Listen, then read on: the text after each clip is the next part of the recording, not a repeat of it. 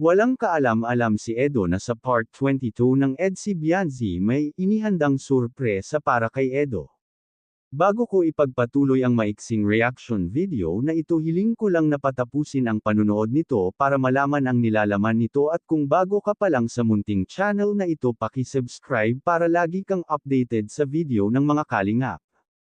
At pakisuportahan natin ang ama ng kalingap na Val Santos Matubang, Ate Edna Vlog at si Kalingap Rab.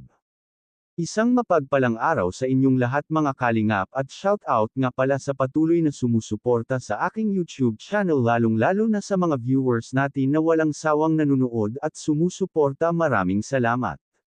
Mga kalingap, kabang-abang nga ang magaganap sa EDC Part 22. Kaya aabangan natin ang EDC 22 dahil may surpresa itong si Bianzi kay Edo. Ano kaya ang surpresa na ito? Ang komento ng nakararami ay baka sagutin na ni Bianzi si Edo, dahil kung babalikan natin ang nakaraan vlog sa kanila, itong si Edo ay inamin talaga nito na crush niya si Bianzi, at ito namang si Bianzi ay umamin sa pinsan nito na may crush din siya kay Edo.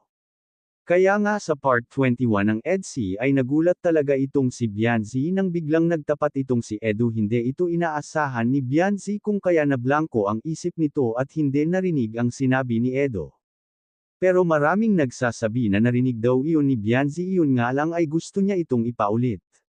Kaso nga lang ay ayaw na ni Edo ulitin. Ibig sabihin mga kalingap ay pareho silang may crush sa isa't isa.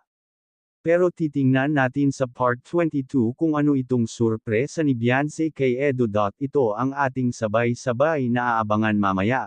Sasagutin na kaya ni Bianzi si Edo? Pero maraming viewers ang nagkokomento na huwag munang sagutin si Edo dahil bata pa nga daw si Bianzi. Pero mamaya ay aabangan natin ang magaganap.